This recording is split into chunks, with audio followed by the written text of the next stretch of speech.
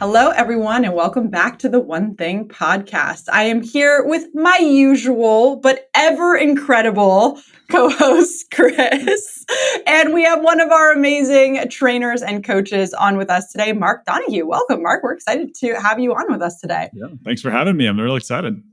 Well, we brought Mark on because we're talking about a very special topic, very important to us in the world of the one thing, which is discovering your core values, really understanding those things that drive you, those things that are intrinsically valuable to you. And we're going to walk you through not only what this means, but also how to find them, how to source them, and how to use them and why they're so important. Yeah, I'm excited about this conversation. If you guys know our world, if you've been around before, even if you haven't, we believe in what we call the 3 Ps, and it's purpose, priority, and productivity. And in reverse, really productive people, teams, organizations, they have this innate ability to prioritize the things that matter most. And they can do that because they have good clarity on their purpose, a big vision of the future. And a huge component of purpose, we believe, is your values. And if you've done values work before, hopefully you've seen the benefit of this kind of thought exercise. If you haven't, then we encourage you to think about this and think more deeply about it, because it's powerful and it's significant and it gives you incredible clarity on the things that matter most to you. And we thought it'd be a really great opportunity to dig in here. We haven't talked about values in great depth in the past, especially here on the podcast. And it's a big part of our world. And we wanted you guys to see how we think about it, some ways that we actually help you discover your core values and why they can be so impactful to your life and in alignment with where you want to go and what you want to do, and having just great clarity about the things that matter most. Yeah, Chris, it's interesting. We know this is a big part about our world, and yet for a lot of our clients, this is something that they're not necessarily is even on their radar. And I think part of that is because, and what I know we're going to get into today is why core values matter so much. Once you really understand them, they actually bring so much value. I think more than your productivity plan, more than your business goals, like because we're talking about fulfillment.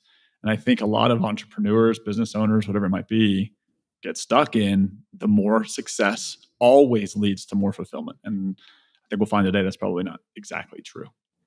And I think the opposite is really interesting too, Mark, that a lot of people are surprised when we start here because they'll say, oh, I came to this seminar, to this session to learn how to be even more successful. And we're like, yes, you have to start here to understand what drives your success. And by the way, what also could potentially be driving your failure without you knowing it. I think this is something, my own personal experience, where you know about values. And for many people, maybe you can relate to this if you haven't been struck by them before, where you're like, I get it. That's great. Conceptually, it's a little loose, or maybe, kind of woo woo or something like that for me. And my own experience going through this was I was shocked at how impactful it really is if you spend the time to do this work. And I'm so happy that I've been exposed to it because it's had a tremendous impact on how I set goals long term, how I look through my values at what goals I'm setting, and also the things that I set standards around, and even in the short term, and how I put things in place to make sure I'm considerate of my values and how I communicate them. Yeah. Chris, do you want to jump into what they are? Let's start off with the basics, right? What are they? What are they not? And how do we start to figure them out? Yeah, I think that's a good point, because values, I think conceptually people get the gist, but there's understanding how we define them and what they mean to us, but also how it attaches to the system. And so, Mark, you're what I would call an expert in this area. How would you define core values, and like what do they mean to you? Oh man, so I would define them as these guiding principles, kind of these understood beliefs, or I hate to use the word in the definition, but the values that we actually use to make decisions. I think sometimes it's easier to answer this question of what they aren't. If anybody here anyone in our audience has a business value system, right? It's usually these words that we aspire to become. It's we all want to be generous. We all want to be, financially independent. It's all these things that we want to achieve, or what do we want to be known as? And what I've found is that, and what I love about our process, our approach to these, is that it's not an aspirational approach. It really is a factual approach. So in our coaching conversations, when I'm coaching someone through this exercise, we talk about, don't give me the aspirational ones. So what might those be? Growth-minded, financial independence, stability, security. Like those are things that you are pursuing. But what I say core values really are is that these are the guiding lights that you use to make big decisions. What actually is true about you, where you are today, that when you honor those values, they do bring you the greatest sense of fulfillment, that you feel the most in line, the most, dare I say, on purpose for why you're here. Now, you can have growth goals around financial independence and all that stuff, but these core values we're talking about specifically today are those lenses that you put on to ask yourself, is that going to bring me fulfillment? Am I going to really enjoy or feel accomplished when I achieve that or when I'm living that? And that goes beyond goal achievement, right? Because I mean, Nikki, like, this is way more than that I hit my financial independence number. This is way more than we sell so many units. This is about what I get as a result of that. What do I experience internally first that then expresses itself externally when I hit those goals, when I'm living in line with those values? I think this is so important, Mark, because we do this exercise so often, and I think people really fight against the aspirational context that you just gave. They want to be this type of person, or they want to have these type of values, and I think this conversation is one of the most important ones that we have as we set people up to really understand what these are. Because the way that I always conceptualize this, and I have to thank you because you really helped me discover my core values. I had done this exercise before, and then I did it alongside you and learned a lot about myself because I very much had aspirational core values, Sure. The type of person I wanted to be. But then if I really looked at what made me happy, I was looking at those things that I had achieved, like financial freedom, like the business goal, like the growth goal. And when I really looked at it, I didn't feel fulfilled, so to speak, when I actually achieved that. It was sort of a checking of the box, like I did it. Not to say that it wasn't exciting, or not to say that I didn't enjoy it, or not to say that it didn't matter, which it all does. And yet I didn't feel fulfilled. And in the absence of those things, I wasn't unfulfilled. And I think that's a really important quality as we start to help people understand their core values, is that it's in the absence of these things, you are unfulfilled. You can achieve all of those outside mile markers or all of those big goals, but if you don't have these things, you're likely going to be unfulfilled, which is so important when you start to look at what it is that you want to do and what it is that you want to build. And I'm sure we'll get into who you want to build with around you. Mm-hmm.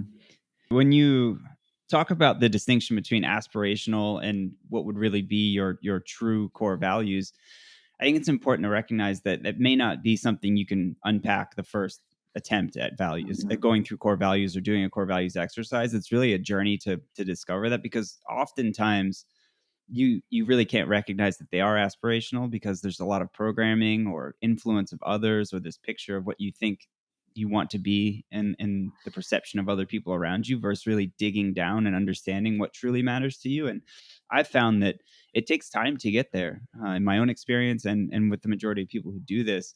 And it's asking the question over time that you can really dig deep enough to find the answer. And it's so if you're listening to this and you're like, I'm gonna do my core values exercise and I'm gonna uncover because they said watch out for aspirational, just give yourself the permission to know that this is something that you have to think about over time.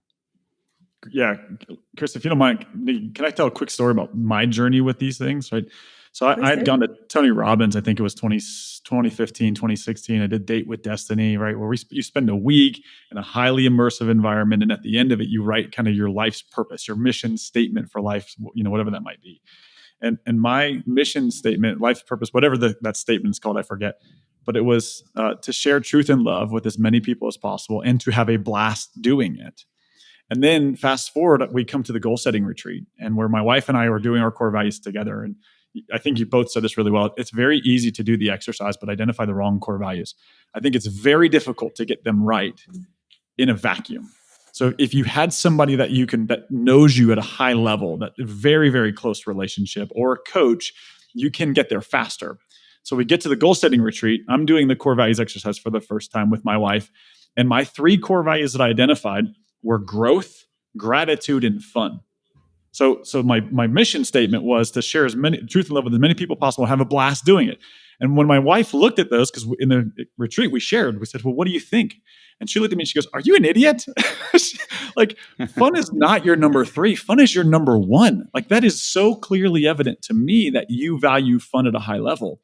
What had happened is I was going through the exercise, and at the time I was on a very high productive team. Like, we were extremely high producing people. And I was hearing the vernacular we used on the team, things that are what our team's kind of sayings, like growth and learning and like all of those things were coming through as the filter whenever I was doing the exercise. And when I went back and did it a second time, and I said, all right, let me silence all those voices, to your point, Chris. Now let me go back through and do it again. The values that it came up with were fun, impact, and gratitude. And recognition. And I struggled with recognition because I don't care about my names being in the lights. Like, Nikki, I really appreciate the compliment. Recognition for me, we're going to talk about this in a minute, is the definition of these core values, how they actually show up for you. I don't care about being the best and the greatest. That actually is the furthest thing I care about. It's those one-off conversations where someone says, hey, when this happened and you said this, it really unlocked something for me. In a one-on-one basis, that is the recognition that I appreciated. But it's crazy to think my mission statement aligned so perfectly with my core values. But when I did the exercise, I got caught up in all the noise of everybody else's values for me. And that's what we mean by aspirational. It could be the values that you say that you would like to embody, or it could be the values of the people around you.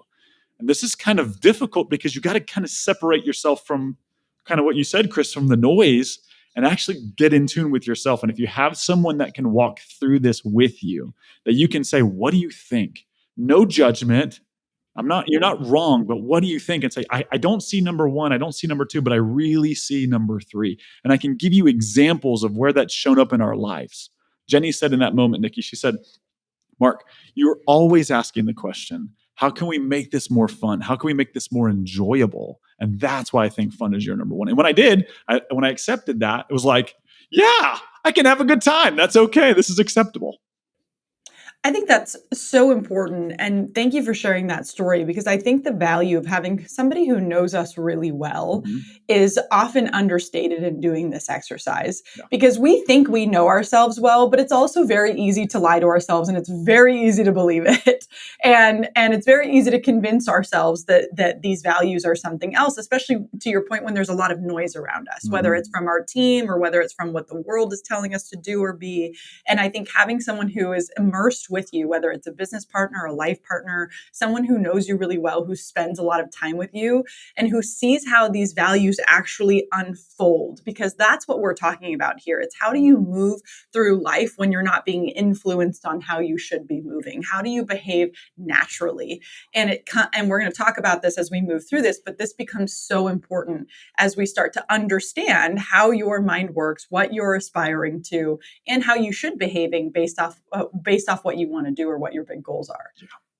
There's like a little bit of maybe a scary barrier or wall to climb over when separating yourself, I think, from what is aspirational and what you want people to perceive you as versus what truly matters to you. And I think there's some comfort in knowing that creating that separation might be scary at first, but when you do that work and then find your way to connect back to those people around you, looking through your true values, it's actually far more fulfilling. And so it's not that you are going to necessarily distance yourself or that there's this big gap that'll be created. It's identifying that and then connecting back that the true value of values will come through for you. Yeah. I don't know about you both, but I felt a sense of sort of freedom when I really discovered this, that helped me kind of understand a lot of the why behind why I was doing things or why I was resisting things, which I think for me was probably one of the most important discoveries in this. And I hope you'll tell the story, but I won't tell it on your behalf, Mark. But in my partnership, both my partnerships in business and in life, like why I was resisting my partner in certain areas too. I think there was such an important element of discovery there too. Mm-hmm. Yeah, before we get to if you're hearing this and you're kind of wondering, man, can I do this? Can I do it right? Here's the beautiful thing, I think, in all of this, right? And this is how we teach it at goal setting retreat. This is how we teach it in coaching, is when you go through the exercise and you come up with your three core values. That's what we ask you to get to, is the 3 core values. If you're unsure that those are aspirational or if they're actual core values, then we say date them, right? Put them somewhere where you'll see them often and ask yourself, did any one of those values show up for me today? If not, is it really, after about a 2-week period, you'll start to see, are these things that I use to make decisions, or are these things that I'm pursuing, that I'm looking to become? And when you are clear on, no, I can actually see, like, I got frustrated, like to your point, Nikki, right? I got frustrated with my partner, my spouse, my business partner, whatever it might be, an employee or client. You might ask yourself the question, take a moment, look at the 3 values and say, were one of those values violated? And if they were, then maybe that's confirmation that that's something that you really value. If it wasn't one of those values, then maybe you're missing one. Or if you have a moment where you're feeling just on top of the world, those days you wake up and you're just like, feel like you're going to kill it. Are there's values there that are being honored in that list? And if not, go back to the exercise and just do it again. It's not super long. Run it through again and see if you can find a different value that maybe actually lands more with you. And sometimes you don't even have to do the whole exercise. It's just, what is this that I'm feeling? I'm not exactly sure that this is the value exactly, but it's something like this. And then you can massage that out over time. You guys both said something like resistance. And I think that's something you want to look for and try to identify, like, where are you seeing resistance in your life, or where are you struggling? And then see if you can unpack the root of that and how it's connected to your values. And I think there's kind of the high level, like conceptual identification of your values, and especially when you're thinking about vision and long term, and how do you set big someday goals that are aligned with your values so that you have clear purpose. And then there's also in the short term, like, what kind of standards are you putting in place to help your values show up? And one of my values is adventure. And just to give a personal example, like, I know myself, and I know I need to put forms of adventure and things that I need to do, if it's go on a hiking trip, travel, something extreme in my life, because if I don't do that, I'll start to feel unfulfilled, and then adventure could find its way into my life without me being intentional on what those things are. And that's just something I've recognized that I have to do. I think it's a good example of how to make values a little bit more tangible, is think about the short-term things that you need to do to live them. Mm-hmm. I love that example, Chris. And I'll give another one that I often see, and I'll give one of my own, but one of the biggest ones I see is so many people put freedom as a core value. And a lot of people do actually feel that as a core value, but a lot of people make freedom an aspirational value. And I don't know about both of you, but when I'm coaching people through this is a big red flag to me. When I see freedom, I get a little bit nervous. And here's why. Often when we find someone who's really resisting structure, or really resisting building the habits, or really resisting lining up their dominoes, in our language, to get to the bigger goal, it's because there is an actual core value of freedom there. Putting structure into their life feels like an infringement on their freedom. So until we help them make the connection that consistency and habits equals freedom, then they just resist against it, and they never actually know why. And I think naming a reason for these things and helping to understand yourself a little bit better is so important. And I know for myself, authenticity is my number one core value. And there would be areas in my life that I was achieving enormously, but wasn't fulfilled, and wasn't feeling excited about the achievement. And I can name almost every single time that it was because I wasn't able to be myself fully, whether it was because I didn't feel like it, or I was told I wasn't able to be, or whatever that looked like. It was because I wasn't able to be authentic. And so therefore I never actually stayed there very long. And we see this all the time, that people achieve, they hit the goal, and then they look up and say, oh my gosh, why am I not happy? Why am I not excited about this? Why do I not feel like I've finally climbed this mountain? And it almost always comes back to this. Nikki, that's awesome. And I just want to recap to everybody what you just said. So if you haven't been paying attention to this podcast for any length of time, you don't know who Nikki Miller is. Wildly successful. Okay. She's a rock star. And what you just heard her say is exactly why core values matter. Because it's possible to be wildly successful and miserable. You can climb to the top of the ladder, you can get to the top of the mountain, you can achieve all the things, and then be absolutely empty inside. And that's the purpose of core values. It's to make sure that we're not in our success losing ourselves. It's the idea of making sure we have fulfillment along the way. So that way we're enjoying the victories. So that when we hit the goal, we're able to stop and enjoy and really go, this is incredible. And what does that lead to? Well, Chris, go back to how you started the conversation, the 3 Ps, right? That idea of living on purpose allows us to really experience the fullest life. And it's so easy to say, well, okay, my net worth should be $5 million. I'm just starting out. I want a $5 million net worth. And then what happens if you're a high achiever? You hit it and then you immediately move the goal and you don't stop to celebrate. Well, if you have your clarity in your core values, it's almost like, Nikki, I'm looking to see if this is aligned with what you were saying earlier. It's almost like you no longer just have the blank coloring page, like you now have the artwork. It's that your artwork is full of the vibrant colors when you have your core values. Like you can actually enjoy the painting, not just the outline of the painting, right?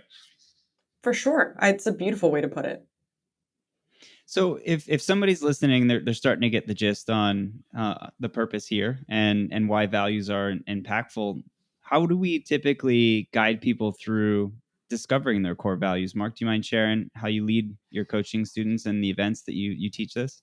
Yeah, well, just like everything we do here at The One Thing, it's extremely difficult and hard to figure out. No, I'm just kidding. It's wildly simple, right? It probably takes about 30 minutes. And there's two different ways you can do that. So we have a downloadable PDF that you could go get that will actually walk you through what all the core values are.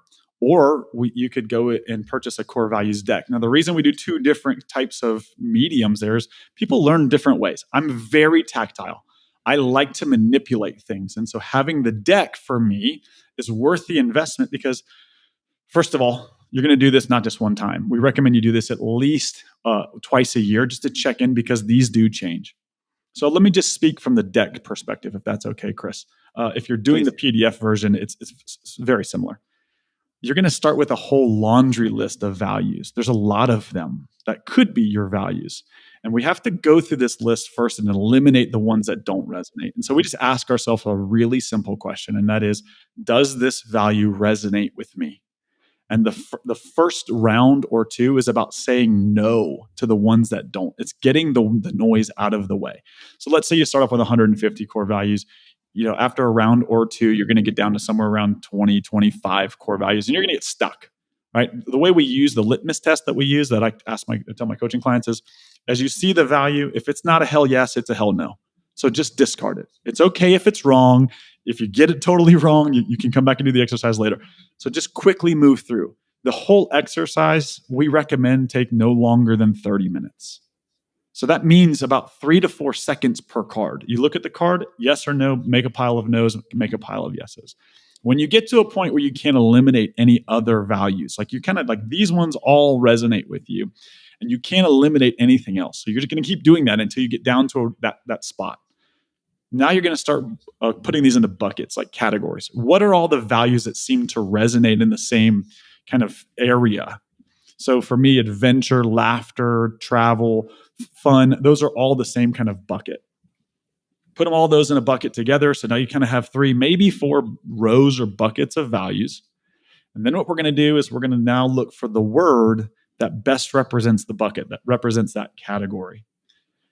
I did this probably the 4th or 5th time that I did this exercise, Chris. I realized sometimes the values that were in a category were how the value actually was expressed.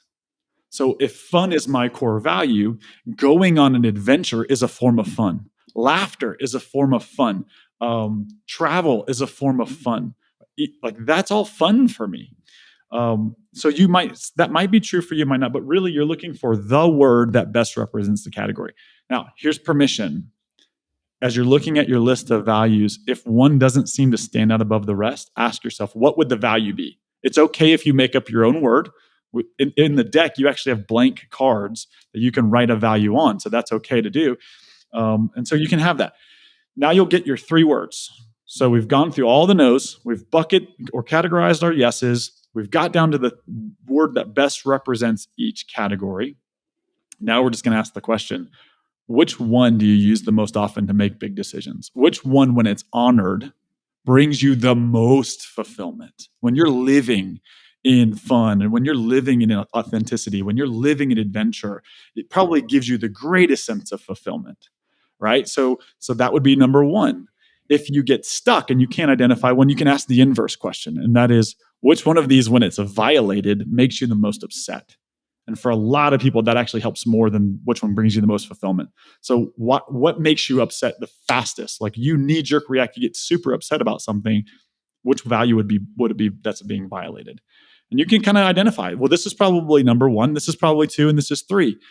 Again, remember, friends, the expectation is not on the first pass you're going to do this perfectly. Right? For me, they were some were wrong and some were out of order.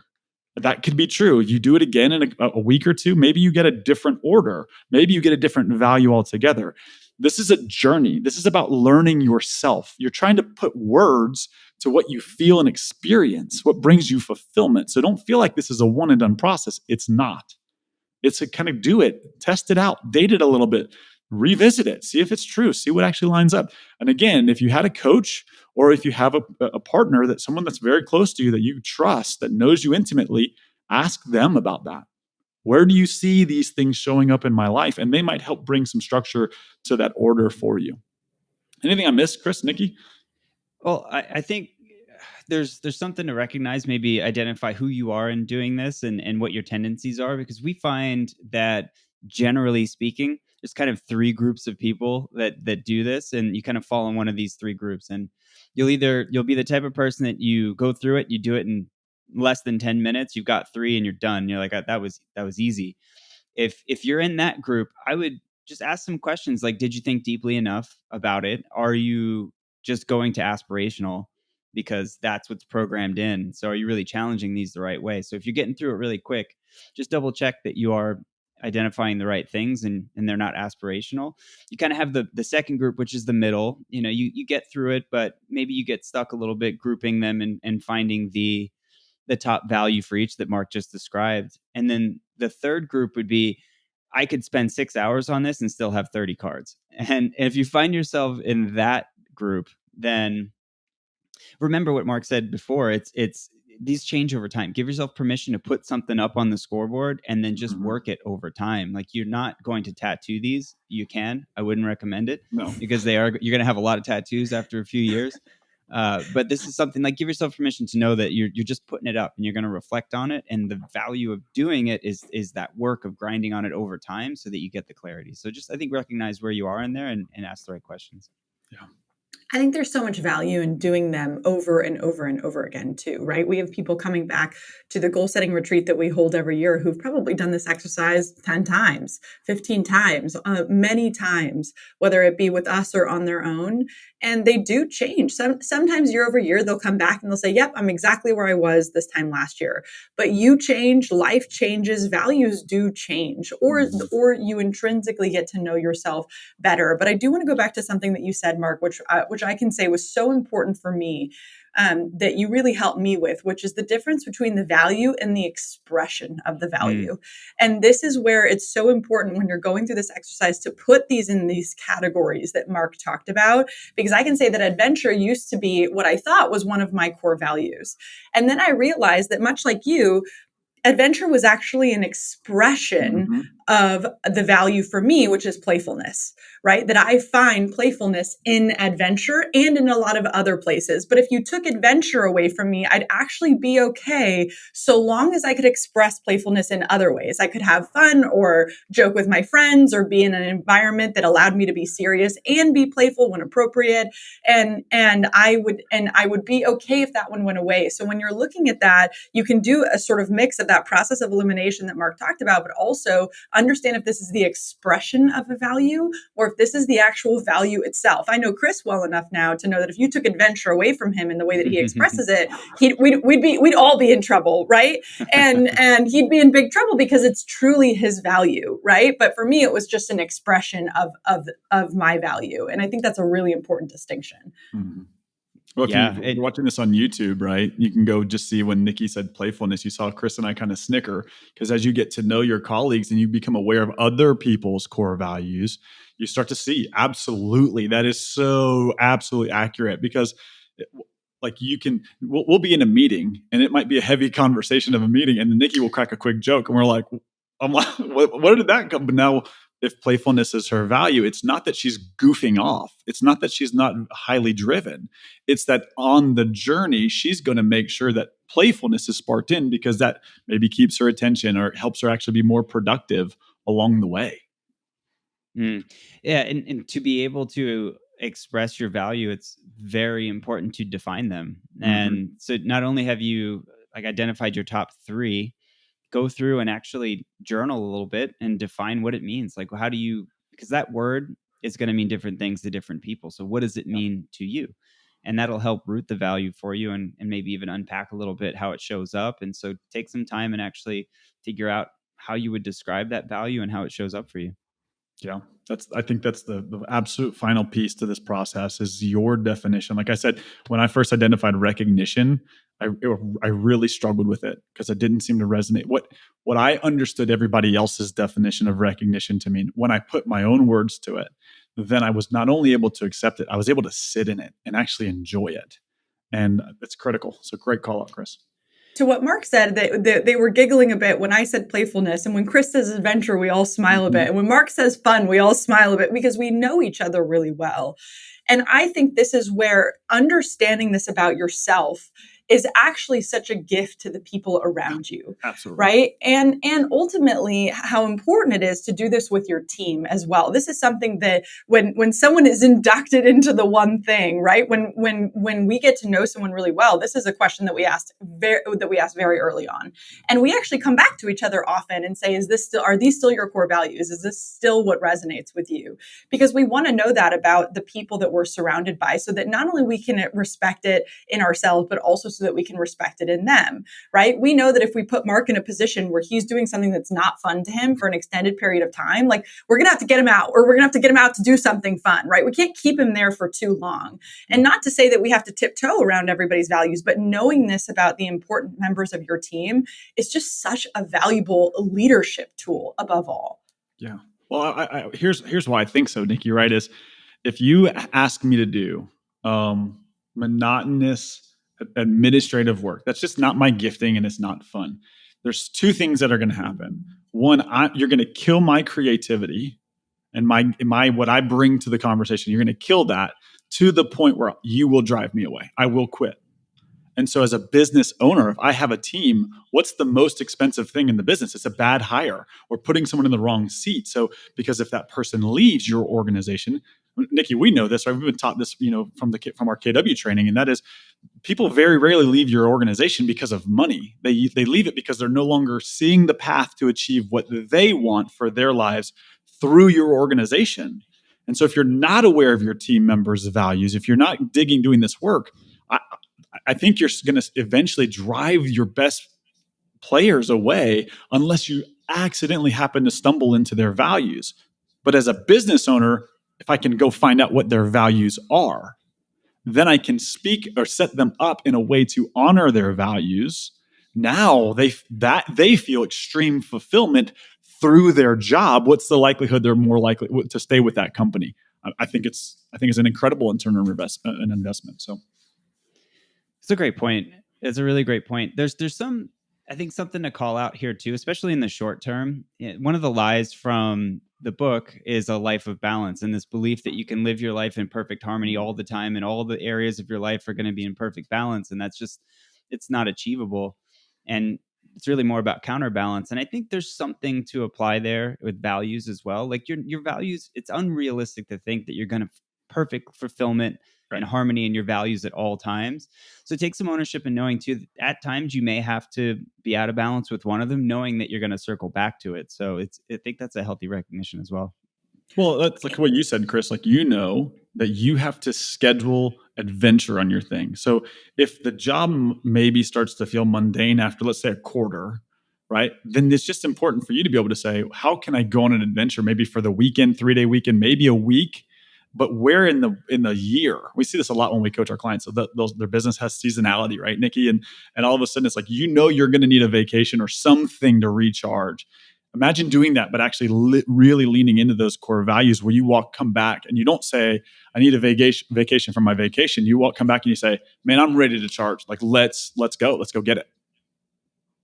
I think this also goes back to this conversation around understanding the core values of the people around you, right? Mm-hmm.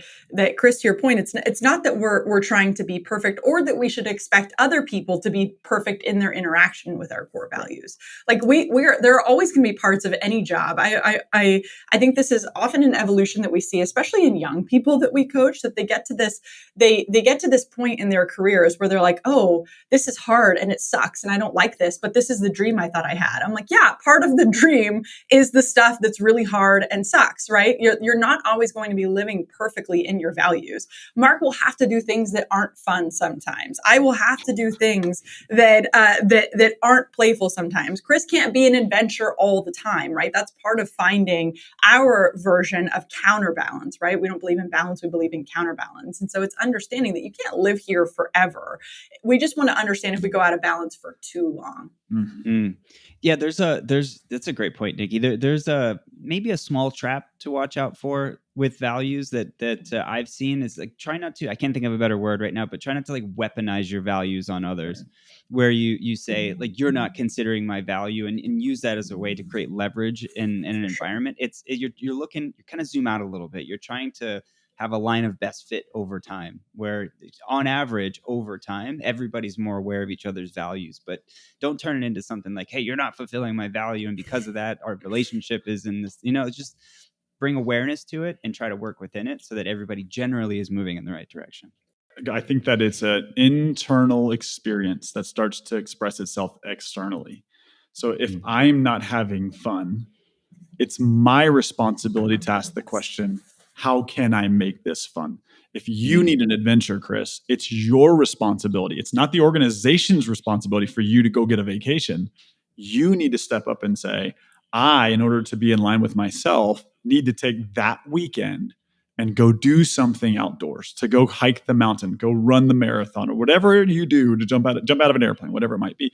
It's my responsibility. And because I now have the gift of understanding myself at a deeper level, I can take the stand for myself to show up at the highest level for those around me, whether it's my family, whether it's my friend or my work. I can now show up at the highest level, but it's not because, to your point, somebody else is going to cater to my values. It's that I'm taking the stand for them first by asking, how might I honor the value in this situation? Or how do I accommodate for my value outside of this situation? I think that's so important. And I'm glad that you went there, Chris, because we do see this, especially as we work with couples building out their values, right? And I think it's important to organize it for yourself, understand it for yourself, build it for yourself, create it for yourself, and also to perhaps articulate to your partner, business or life, that how you want this value to be interacted with. Let me give an example. In our organization, we obviously do this exercise and understand this about each other. And we have multiple people in our organization who one of their values is recognition, right? But how they receive recognition is different. Every single one of them receives that differently, right? So we have to understand how they receive recognition and how they want that to show up. And I think that's a really important piece of understanding your own values and also expressing them in a relationship, that this is what this actually means to me, because we all can have different definitions. And this is how I would want to see you interact with it if it's important. And then not to hold them hostage for interacting that way every single time, because we wouldn't want somebody doing that to us. Mm-hmm. Yeah, there's some mutual ownership. Like you have your own ownership and how we just described it, but also if you are a leader or a member of a team, like you should try to take some ownership there too. And then there's a win-win scenario. Agreed. Okay. So we talked about the importance of doing this with others. Is something that I've experienced. I'll have like a coaching student of mine do values for the first time with them coming back to define them, us talk through them, help connect them. And then from there, I'll aim to ask them to go do this with somebody else that's important to them. And they'll oftentimes beat me to it. They'll come back and be like, I did this with my spouse already. And so clearly there's some value there, but is there anything else you'd add around how to do this with others or how to introduce this to other people around you in your sphere? I would say just do it, right? Do it with them. They might be like, what is this and why are we doing this? But just do it.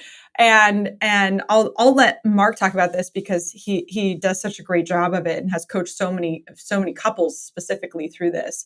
But I can say that you should not only do this exercise with especially a partner, and also to understand in your partnership where these values might be clashing, right? This just opens up a really important conversation and can really help you understand where challenges are happening that you might not have been able to name so well before. Yeah. I will try to say this, build off of what you just said there, Nikki. And as a partner, it's always helpful when you come from curiosity. Hey, I heard about this. I think it might be helpful for us. And usually in a partnership, we're all looking to get better. So let's just try this. Maybe it doesn't work for us, and maybe it does. And I think you'll find it does, right? And then kind of what Nikki was starting to allude to is when Jenny and I first did this exercise, we discovered my number one core value was fun, and her number one core value was efficiency. And you can imagine why our mornings we had such a stressful time in the mornings. We have two young boys. When we sat down and we really started to understand how might we reorganize the most stressful part of our day, so that way we can now it be the most fulfilling part of our day based on these core values. What we decided is we were going to change some of the roles we played in the morning. And so it was my job to grab the boys, keep them entertained, kind of play defense for mom. So mom could do what she loved to do, which was to efficiently pack the bags, pack the lunches, make sure they had everything that they needed. And in one day, the first morning that we started to work that plan, everybody left the house in a great mood. We weren't yelling and fighting. You heard the expression, like, I'm going to lose my religion on the way to church. Like, that's kind of what it was going to school every day, right? And we were like mad when we leave the house. Well, because the kids would come in and consistently interrupt Jenny's flow of making sure they had all the things they needed for lunch to be healthy at school, and that their bags were packed, they had all their homework. That would get interrupted because we'd be running around being crazy. And I'm like, why are you getting upset? This is the morning. Like, let's enjoy it. And as soon as we got clarity, man, it literally, things fell into place and it started clicking. We've never looked back. And we've made adjustments, but we now understand, I understand why this is annoying to you because it's not very efficient. And she goes, I understand why this is annoying. It's not very fun. But again, our own responsibility, how might we? So Jenny brings an idea on how we can be more efficient. I bring an idea how we might make something that stinks more fun. Mark, I always love when you tell this story, and I think it's so important because we realize that I think sometimes going back to, Chris's phrasing that we can weaponize these values, we can weaponize them by way of saying, well, my value is better, right? Like, especially if my number one core value is efficiency, I'm like, I'm always going to get it done. You can count on me. And my number one value is fun. This is always going to be a fun process. And there isn't any one value that's better than the other. And we can sometimes see the competitiveness in couples and partners really rear its head. My values are better than your values. There's no better or worse. It's just how you express. And Mark's story to me is always such a beautiful example of how values can coexist and can be so important in the same task, right? Your value of fun is so important to keep those crazy boys distracted. As a person with young kiddos, we understand that morning times can be crazy, and her value is incredible in ensuring that y'all actually get the kids to school, right? Yeah. And so there isn't one that's better than the other. It's understanding each other, and I love your expression of them is how to use both values in a way that benefits everyone, and above all, in a way that benefits and respects the relationship and the people in it. Yeah. Solving problems in any relationship generally means finding common ground. And if that's professional, personal, whatever, to find common ground, it's important to first locate each other and where you are. And I think values are a wonderful way to locate yourself and locate the other person, so you have some relativity so you can find common ground. Agreed. Yeah. Okay. So if someone's done the exercise and they've got their core values, how can they live these better over time? What recommendations do we have about how they can have these front and center, or that they can continue to use them as a tool? I think the first step, and again, this is probably the most overlooked step, is once you identify what your values actually are, what you believe them to be, get them in a place where you'll see them often.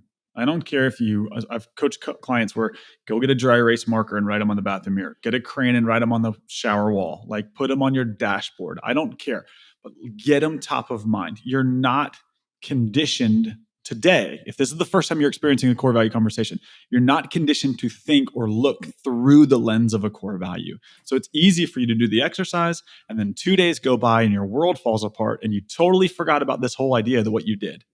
And the more you can get them in front and center in the midst of the chaos, you might ask that question: how might I honor that core value? Well, seeing it helps you remember what it is, so that way you can then go live it. So I think the first step is get it somewhere where you're going to see it often. I love that Jay keeps it as the lock screen on his phone. His core values are on the lock screen of his phone. So when he gets a text message, it's the notification and his core values. Like figure out your path, your process, so that way they stay top of mind, and then just keep checking in with them. I think one of the best ways that you can interact with these, especially at the beginning, and Chris, you mentioned this earlier, is to take some time and journal around them. I know the first time I sort of rediscovered my core values, I went to all the areas of my life that I felt friction.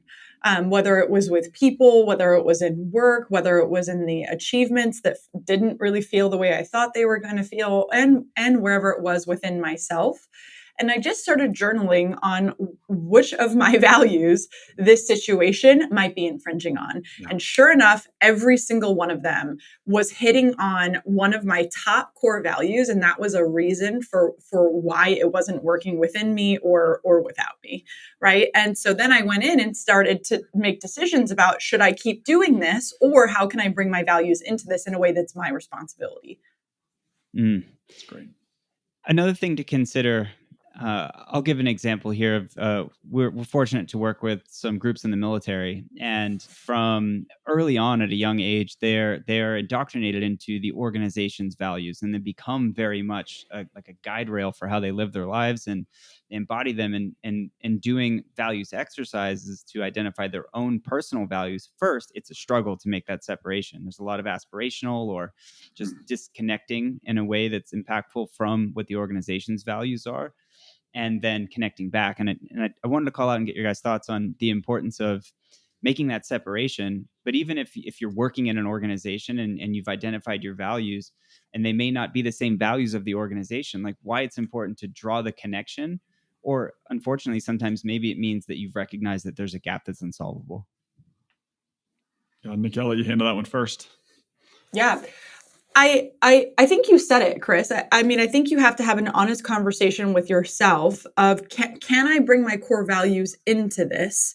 Or am I not able to behave in a way that's authentic to me at all?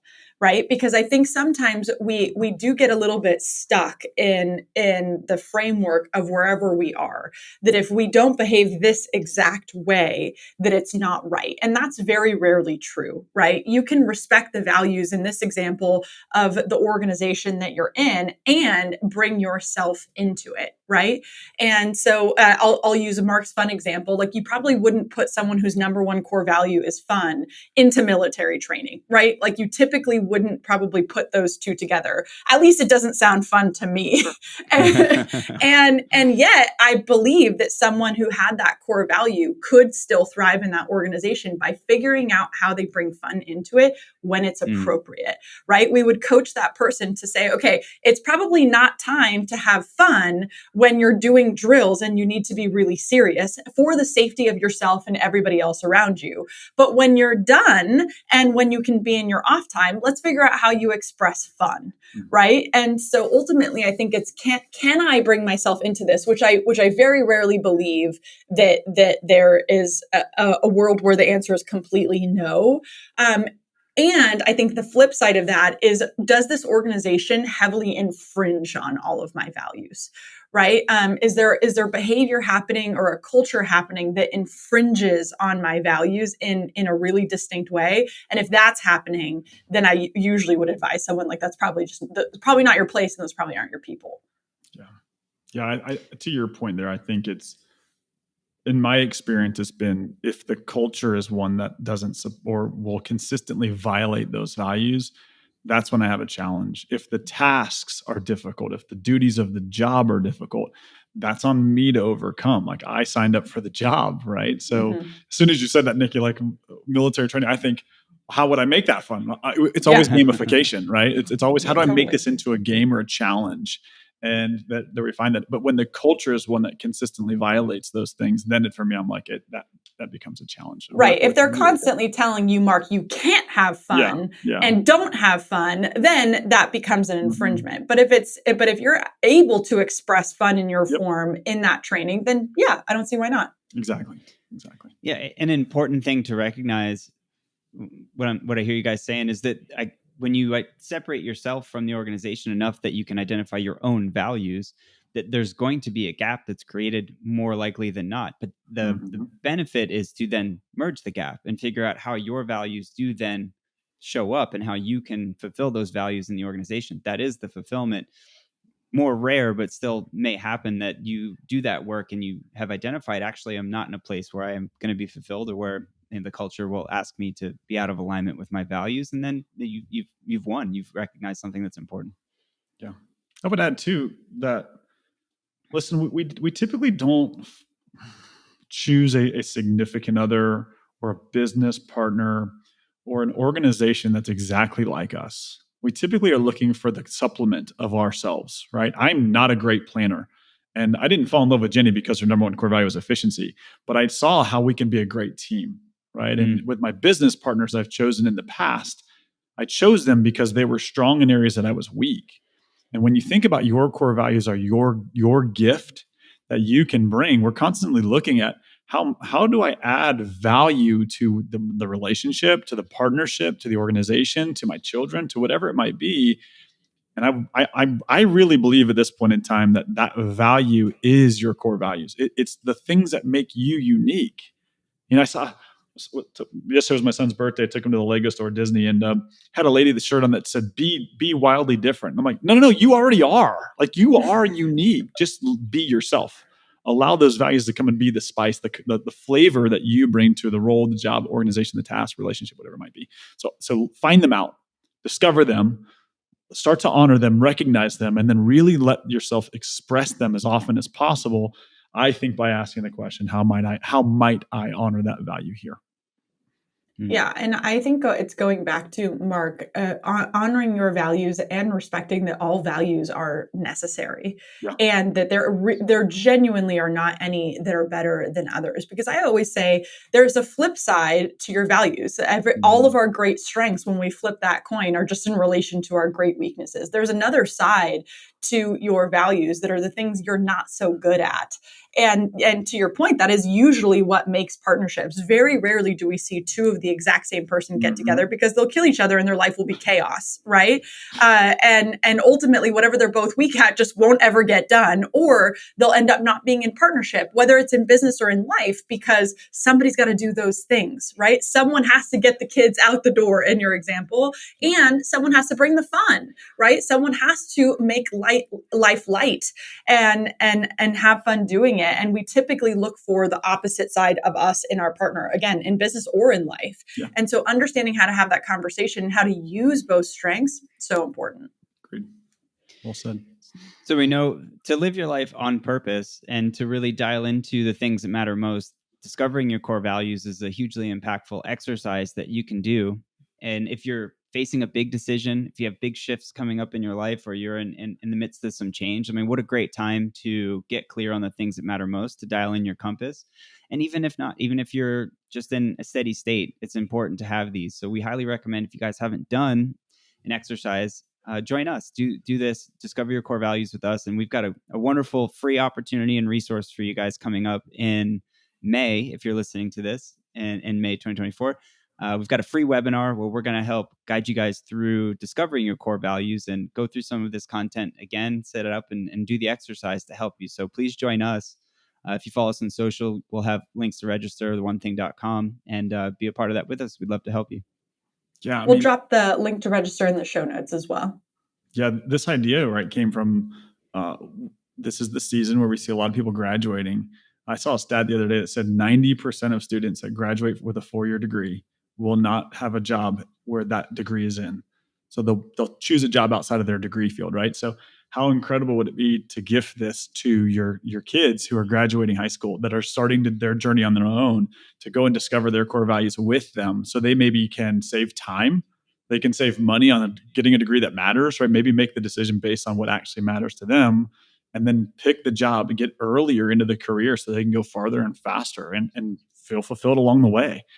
Or if you're going on vacation, right? We saw this a lot 2 years ago, Chris. Remember when I think it was Brooke, one of our trainers, she talked about how does her core values show up on vacation, and she changed all of her vacation plans when she was going. I think it was to Rome, Italy, I believe.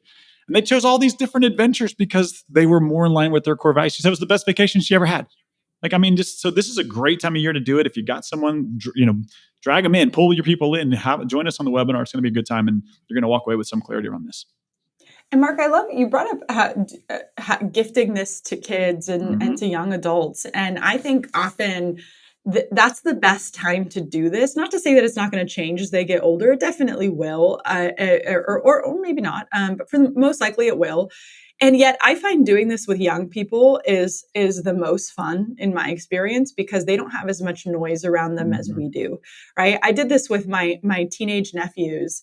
And it was just, number one, it was so easy for them. Like there was no outside noise of I should be this or I should be that. They got through this exercise in 15 minutes. And they were dead on, by the way, by how I could see them moving through life. And it was so cool to watch them name it, and then to have a conversation around how this shows up for them and how important it is in who they choose as their friends and how they make decisions and what they're going to do as they make decisions about where they're going to go to college. And same thing in your example of someone who's about to go to college. Right. I think this is such a gift to do with young people. And I would encourage you not to just do it with your spouse or with your business partner, but if you have kids that are old enough to do this, do it with them too. It's a really fun exercise to get to do with your family. Yeah, agreed. Awesome. Well, thank you guys so much for joining in. Any closing thoughts on values before we wrap up? One word of advice. Don't try to guess your partner or significant other's core values. Invite them in to discover their own, because every time I've tried to guess people's, it's always wildly wrong. And it's more beneficial to just say, here's the gift, go do it. You borrow my deck and go do it. But don't guess. Come from curiosity. Especially, we deal a lot with some partners or one person in a relationship is a goal setter. They're a high achiever. Maybe the other one doesn't express that the same way. And we tend to want to force that on. Come from curiosity. Hey, this is something that I heard about on this podcast, or my coach asked me to do this. Would you do it with me? Let's see what we come up with.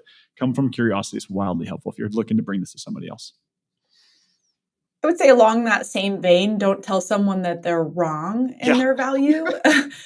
We see this though. We really do. Oh, that's not you. So, and yet I would ask, if it feels like it's really far off from who that person is, I would ask a question about what does that mean to you? Because again, we can all see the same word and express it or receive it differently. So it could open up a really fun conversation for you, really interesting conversation with the person who's on the other side, to say, what does that actually mean for you? Or how does that look? Or how do you express that? Or how do you receive that? Whatever that looks like for them, whatever value they're talking about. And I would go back to just my piece of advice. I think the one that Mark helped me with the most was just watching out for aspirational values versus true values. This is who you naturally are, how you would behave without influence, not who you want to be. Not to say that you shouldn't understand that or put energy towards those things, but who you want to be and what you want to achieve, you can still do. And yet this is about fulfillment and who you are inwardly outside of your achievements. Yeah, very cool. We're going to put the link for the webinar in the show notes. And like Chris mentioned, follow us on social at The One Thing Book. And we are going to throw the link there as well. You'll also get the recording to access for a few days as well. So if you're one of those people who wants to do this with someone in your life, to Mark's point, perhaps just invite them to the webinar. Let us do the heavy lifting of teaching both of you how to go through it. Or if you already know, let us do the heavy lifting of walking them through it. And we're so excited for so many of you to do this exercise and to learn this about yourself. We love when you share your stories with us. So share them with us on social, send them to podcast at The One Thing. We love hearing your stories of how you've used these things to better your life, better your relationships. And we will see everyone next time. Bye, Thanks, everybody. guys. Thanks, guys.